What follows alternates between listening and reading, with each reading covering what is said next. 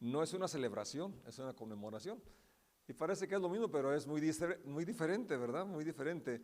Y busqué, y dice, dentro de lo que podemos hacer para hacer esto más enfático es precisamente usar el lenguaje correcto. Dice, celebrar es realizar un acto festivo por algo que merece y no está vinculado a la muerte o alguna circunstancia dolorosa. Festejar se refiere exclusivamente a agasajar a alguien con motivo de un cumpleaños o aniversario. Conmemorar es recordar solemnemente algo, por ejemplo, un hecho histórico o a alguien, en esencial un acto o un monumento. En ese sentido, la historia desde donde se instaura la fecha conmemorativa del Día de la Mujer se basa en un hecho histórico relacionado con la muerte, la injusticia, la desigualdad y las brechas que persisten en la actualidad. Entonces, está bien la explicación, ¿verdad? ¿Por qué no es celebrar? ¿Por qué no es festejar? Porque sí es conmemorar. En 1911 hubo una tragedia en Nueva York, en una fábrica donde 140 obreras murieron calcinadas, asfixiadas, ¿verdad? Pues realmente era parte de ellas eran parte de la lucha que estaban exigiendo horarios y salarios justos. Y parece que no es solamente el asunto del laboral, sino pues como en muchos años hubo tanta opresión. Fíjense, por ejemplo, aquí en México, hasta el 53 la mujer pudo votar, antes no tenían derecho a votar. Y en otros lugares, en Arabia Saudita, apenas el 2011 les dieron a ellas el derecho al voto.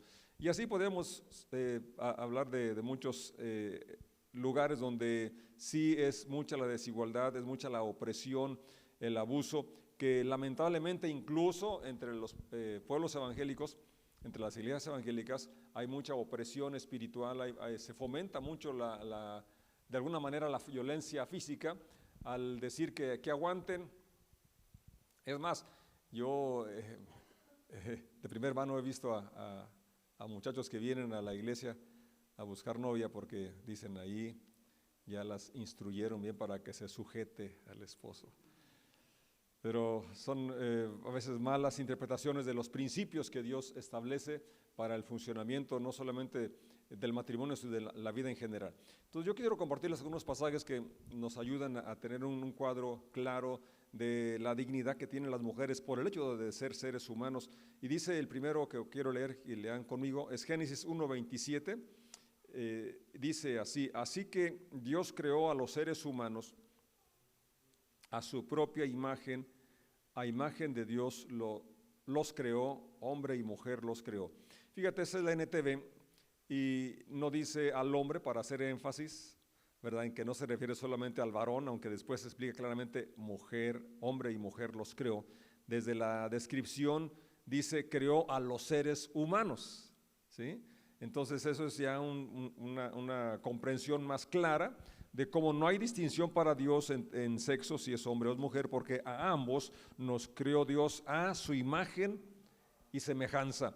Y Gálatas, Pablo escribe a la iglesia en Galacia, el capítulo 3, verso 28, dice: ya no hay judío ni gentil, esclavo ni libre, hombre ni mujer, porque todos ustedes son uno en Cristo Jesús. Y Pedro, en su primer carta, capítulo 3, verso 7, dice, esto lo voy a leer en la versión Dios habla hoy, y dice: en cuanto a ustedes, los esposos, sean comprensivos con sus esposas, denles el honor que les corresponde, teniendo en cuenta que ellas son más delicadas y están llamadas a compartir con ustedes la vida que Dios les dará como herencia. Háganlo así para no poner estorbo a sus propias oraciones.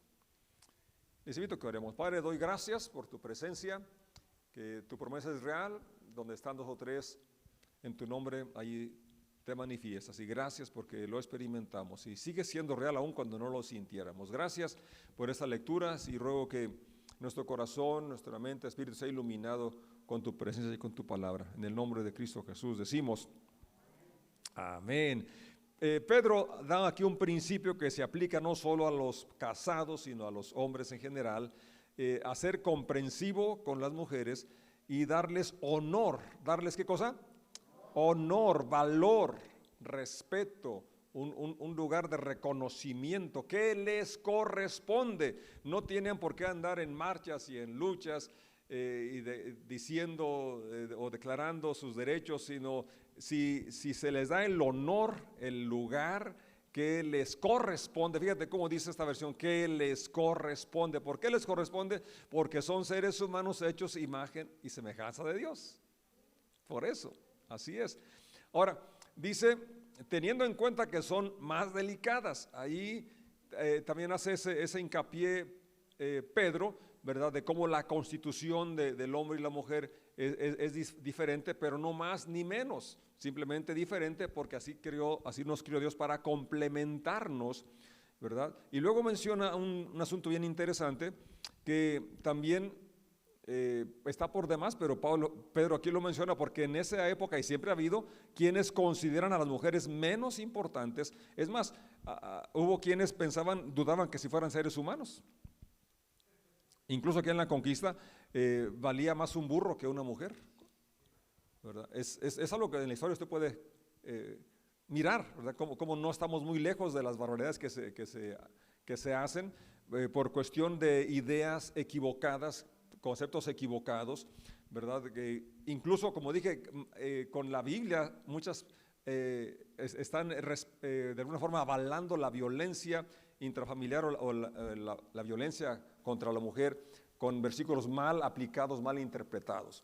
Entonces, Pedro dice que las mujeres están llamadas junto con los hombres a disfrutar la herencia de Dios, o son coherederas, disfrutamos la misma herencia, hombres y mujeres, porque ya miramos el texto inicial. Para Dios no hay distinción, porque Él nos crió con las mismas acceso o la misma esencia a su imagen y semejanza. Ahora, el ejemplo mayor siempre va a ser Jesucristo, y veamos en Juan 4, hay muchos pasajes que relatan cómo trató a las mujeres, cómo el trato que se les dio para que la gente y nosotros hoy reconozcamos la dignidad que tienen. Y dice, en ese pasaje se encuentra cuando Jesús, dice, cansado del camino, se sentó al pozo de Jacob, y en ese momento llegó una mujer, y dice el verso 7, vino una mujer y Jesús le dijo, dame de beber. Ella responde, ¿cómo tú siendo judío me pides a mí que soy samaritana? Y dice el verso 9, porque los judíos y samaritanos no se tratan entre sí. Jesucristo estaba rompiendo aquí esos paradigmas, esas formas de pensar y de trato que tenían, donde había una enemistad muy marcada entre samaritanos y judíos, y además por cuestión de género, ¿verdad? Que no se hablaba, menos un rabí como era Jesús, ¿verdad? No hablaba con una mujer. Y el Señor le dice a la mujer, si conocieras el don de Dios, ¿y quién es el que te dice dame de beber? Tú le pedirías a Él y Él te daría agua viva. Y ella dice, dame, es agua para ya no tener que venir aquí y sacarla. Y Él dice, el que tome de esa agua volverá a tener sed. Ahora, fíjense cómo cuando el Señor está hablando con ella más profundo, la confronta con su situación. Dice el verso 18, 5 maridos has tenido, y el que ahora tienes no es tu marido. Ahora, no sabemos qué trato les daban el maridos anteriores, quizás era de violencia y por eso los había dejado, no sabemos si se murieron. Lo que sí sabemos por el contexto es que ella estaba buscando realización en esa relación de matrimonio o con un hombre en su casa, porque se enseñó. Era muy marcada la enseñanza que la mujer no podía realizarse por sí sola, que tenía que depender del papá o del esposo o de un varón, hijo o hermano. Y esto no es bíblico, sino que, como le dijo el Señor, el que toma de esta agua volverá a tener sed. Si tú estás dependiendo de tu realización con tu esposo, o de tu papá o de otro hombre, vas a tener sed, no vas a ser saciada, no serás plena. Jesús es el que da plenitud y realización cuando tenemos un encuentro con Él, y este encuentro te va a llevar a aceptarte como eres, a saberte amada, valorada, valiosa a los ojos de Dios, y esto te ayudará también a poner límites si es que estás padeciendo algún tipo de abuso, ya sea verbal, físico, sexual o de cualquier índole. No, Jesús vino a poner un alto a todos los abusos. Y dice, si seguimos leyendo en el capítulo 4 de Juan, fíjate cómo a esta mujer le revela asuntos fundamentales, como que Él es Dios y que los que le adoran deben de adorarlo en espíritu y en verdad. Y también le revela que Él es el Mesías, cosas que no lo hizo con otras personas, ni incluso sus otros seguidores. A ella le dice, porque en un momento ella dice, cuando el Mesías, cuando el Cristo venga, nos va a revelar todo, pero dice en el verso 26, yo soy el Mesías, yo soy el Cristo. Y luego en el verso 27 nos dice que cuando los discípulos regresaron, se maravillaron de que hablara con una mujer. ¿Por qué se maravillaron? Porque, como ya dije, no había esa relación, menos de un rabí no podía hablar con una mujer, no debería, porque la consideraba inferior, indigna de acercarse, de que pudiera platicar con un rabino. Pues Jesucristo no solamente platicó, sino que les enseñó verdades tan profundas como las que ya mencioné. Y luego, esta mujer, después de ese encuentro, tiene un cambio en su concepto de sí misma y aprecia tanto lo que tiene que no se puede quedar callada, y va y lo comenta con los samaritanos. Dice el verso 39, muchos samaritanos creyeron en él por la palabra de la mujer, porque la palabra tiene efecto de cambiar, de transformar las vidas y de guiar a Jesucristo. No importa que la diga un hombre o una mujer, ¿verdad? Porque lo que cuenta es la gracia que Dios ha puesto en su palabra, que dice que no volverá vacía.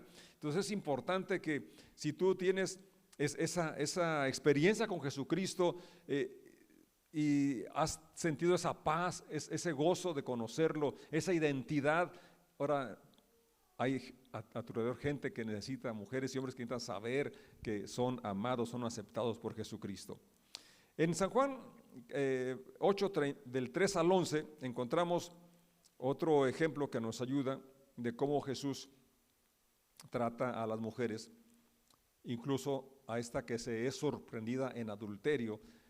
Y en el título, si tu Biblia tiene subtítulos, ahí va a encontrar ese, ¿no? La mujer tomada en adulterio. Pero fíjate cómo incluso con los que hicieron los títulos, ¿verdad? Predomina esa idea de doble moral de alguna manera, porque usan una regla para medir a otros y otra regla para medirse a sí mismos.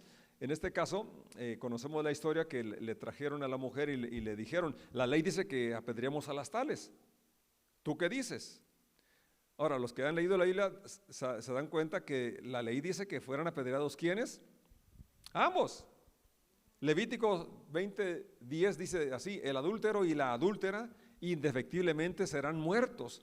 Y luego Deuteronomio 22:22 repite lo mismo, ambos morirán. Sin embargo, aquí estamos viendo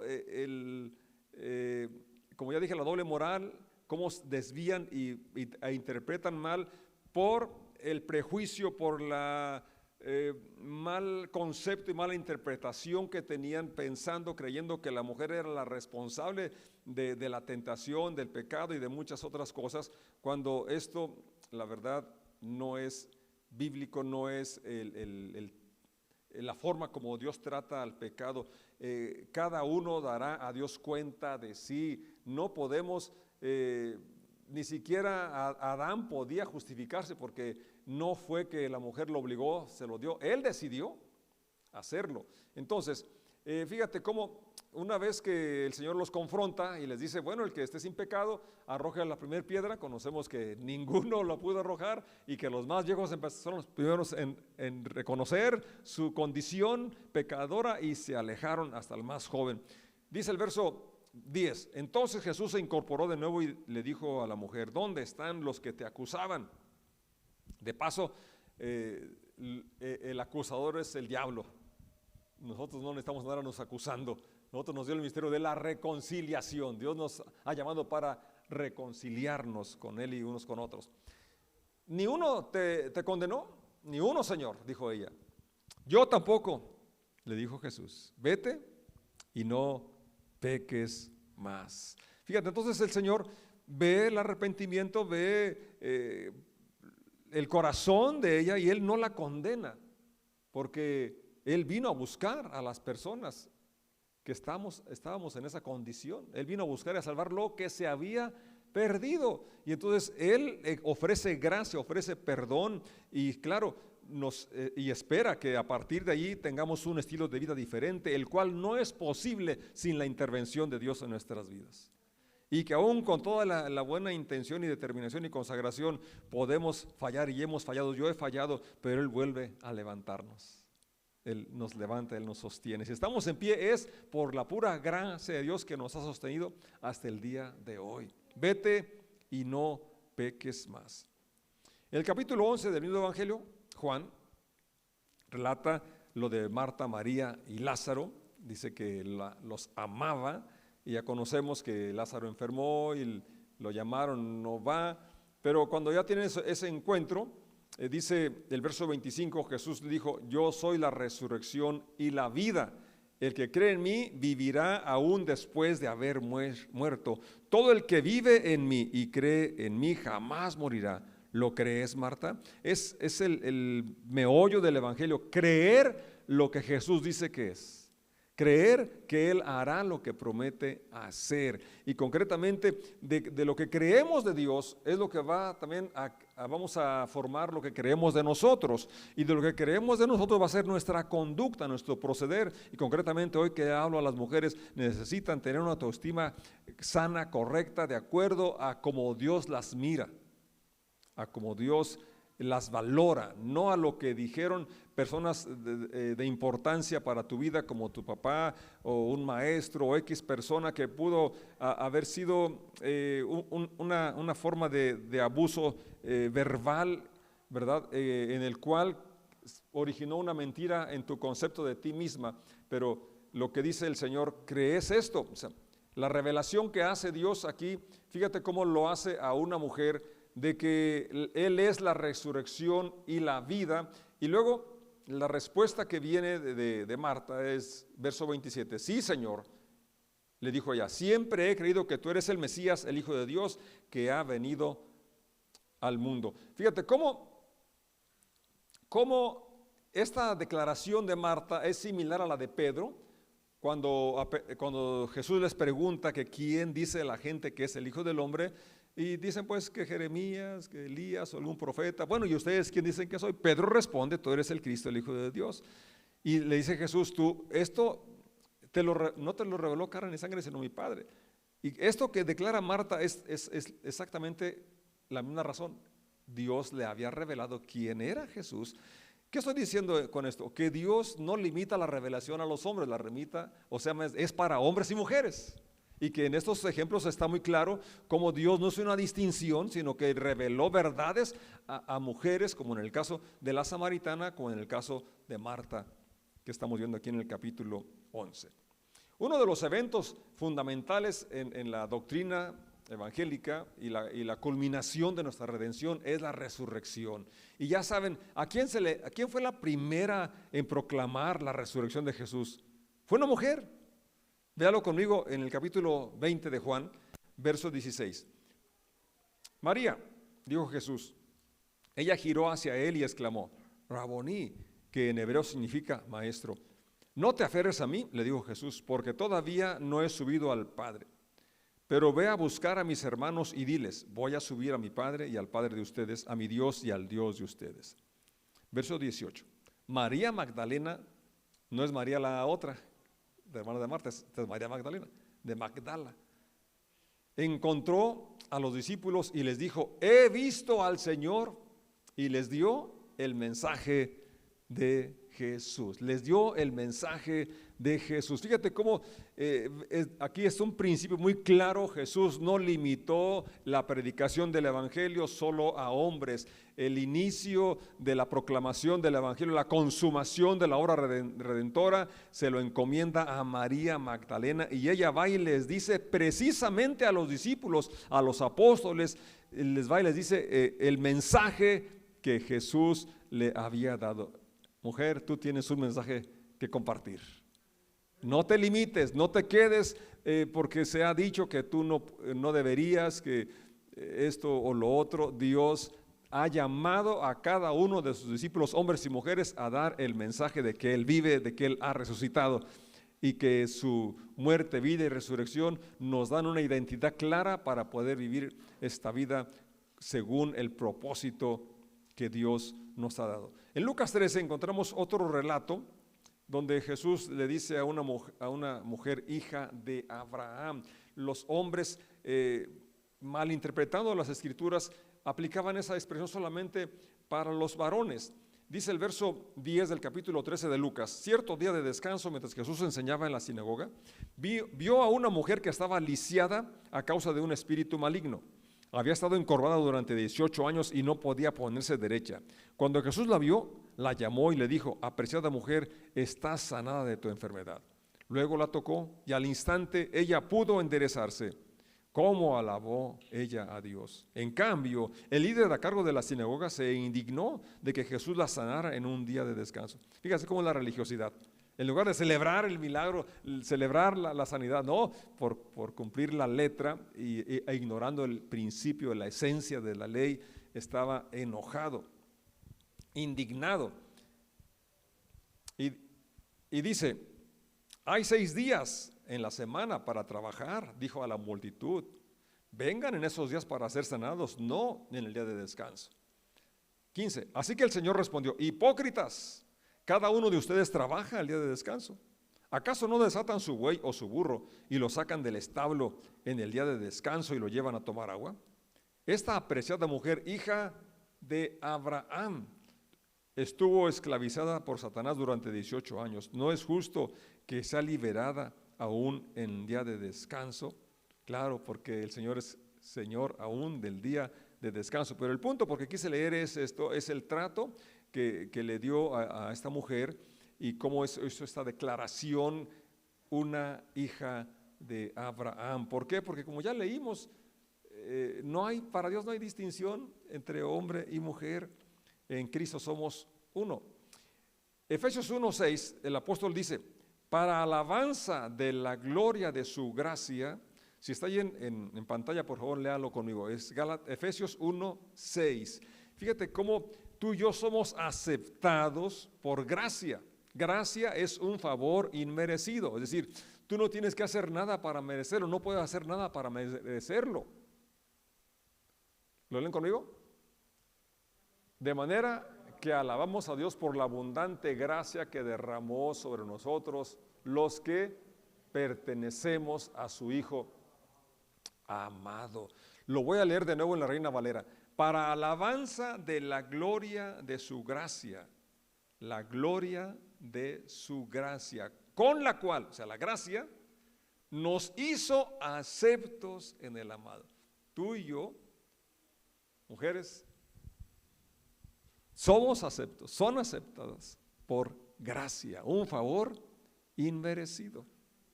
Un favor inmerecido. No tienes que hacer nada y ni vas a poder hacer algo para que Dios deje de amarte.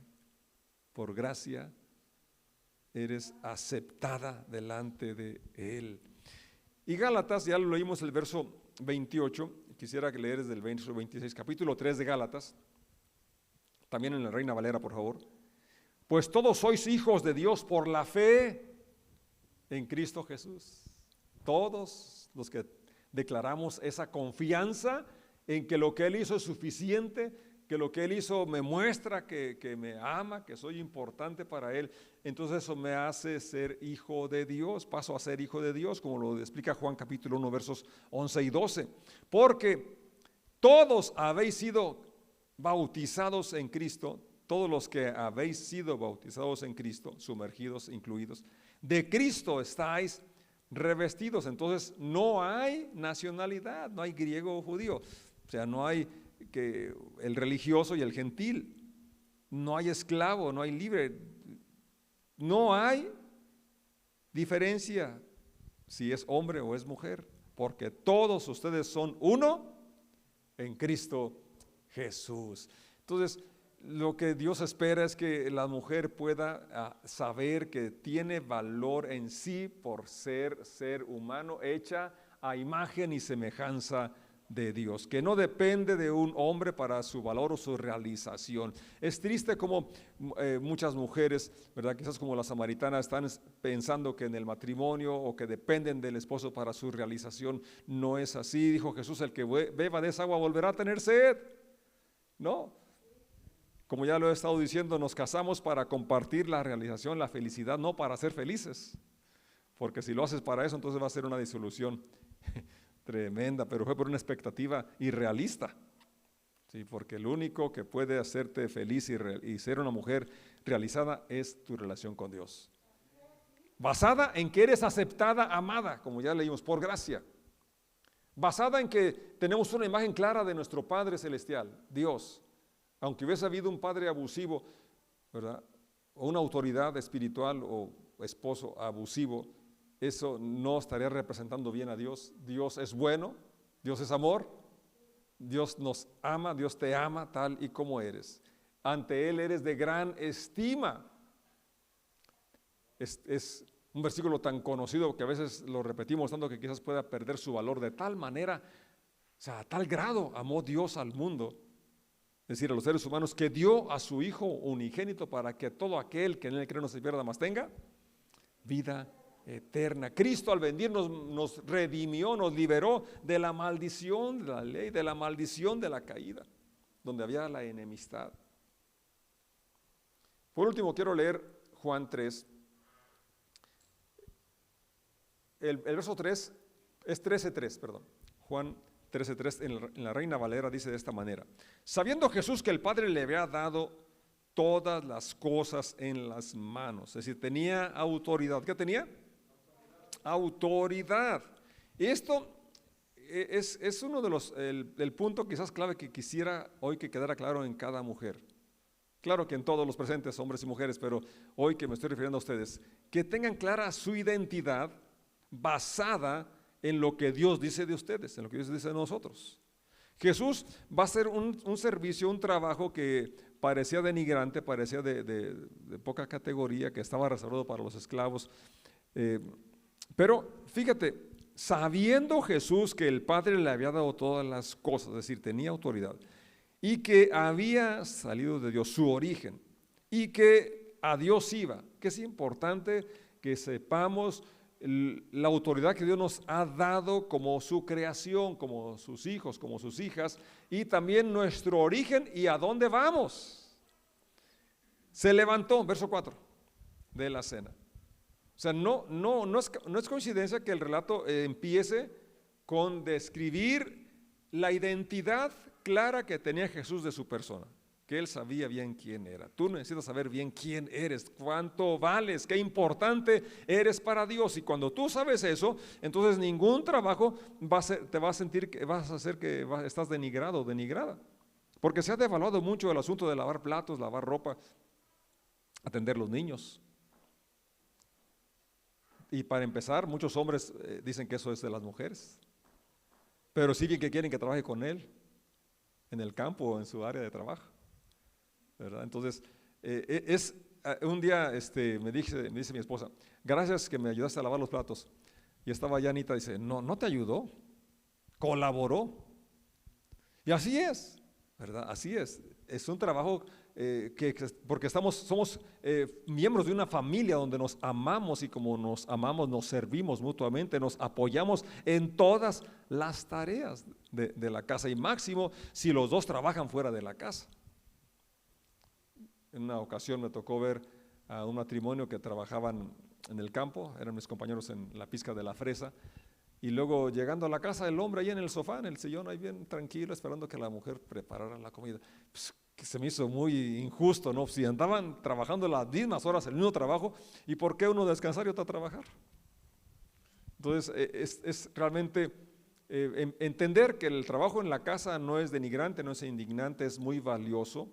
Y el principio y la enseñanza la tenemos en Jesucristo, y esto se aplica tanto a hombres como mujeres, porque he visto los dos lados: la mujer floja, irresponsable, que no hace lo que le corresponde hacer, y al hombre también machista, y que hay más hombres que mujeres así, pero a todos la Biblia nos va alineando, y lo que nos va a motivar va a ser el amor. Por eso el Señor dice que si decimos que amamos a alguien pero no le ayudamos, entonces pues somos mentirosos, ¿no? Y dice: amen de hecho, no de palabras. Continuamos con la lectura. Se levantó de la cena y se quitó su manto y tomando la toalla se la ciñó. Luego puso agua en un lebrillo y comenzó a lavar los pies de los discípulos y enjugarlos con la toalla con que estaba ceñido. Me brinqué aquí los versículos, ustedes ya saben ahí la lectura, que cuando llegó Pedro no quería dejarse lavar los pies. Si tú no me los lavarás nunca, dijo: Señor, si no te los lavo, no tienes parte conmigo. Si es así, báñame, no nada más me laves los pies, échame un chapuzón. Bueno, el verso 13 dice: ustedes me llaman maestro y señor. El Mesías, el maestro, el señor, el dueño, es más, el creador, él es Emmanuel. Ellos miraban en Jesús a Dios manifestado en carne. Y él dice, y dicen bien, porque lo soy. Pero ya miramos, él sabía quién era. Que es importante una vez más enfatizar tu identidad, tu autoestima. Porque cuando así la tienes, puedes servir por amor sin sentirte usada, denigrado o abusado. ¿Sí? Pero también, sabiendo que eres valioso, puedes poner límites. Cuando sabes que no te están dando el respeto, el trato que mereces como ser humano, como hija, como hijo de Dios. Pues si yo, el Señor y Maestro, he lavado vuestros pies, vosotros también debéis lavar los pies los unos a los otros. 15. Porque ejemplo os he dado para que como yo os he hecho, vosotros también hagáis. Entonces Dios nos ayude para valorar el trabajo que hace nuestro cónyuge, nuestros padres, nuestros hijos, y trabajar en equipo, vivir en armonía en equipo, apoyándonos mutuamente. Ninguno somos esclavo de otro, ni ninguno somos el rey o la reina, ¿verdad? Para que estemos allí esperando que nos hagan todas las cosas. Somos colaboradores, somos una familia donde nos apoyamos en todos los sentidos, y entonces esto es traer el cielo a la tierra. Esto es el reino de Dios del que estamos orando que venga, y ya está aquí. Ahora falta aplicar esos principios. Entonces yo bendigo a las mujeres presentes y les animo a que vivan su vida plenamente como el Señor ha soñado que sean, y que Dios nos ayude, que más Mardoqueos nos levantemos para impulsar a las mujeres que están a nuestro derredor. Mardoqueo le dijo a la reina Esther: para este día has llegado al reino, al trono, para interceder, para hacer algo por tu pueblo. La animó a que usara ese acceso que tenía al trono.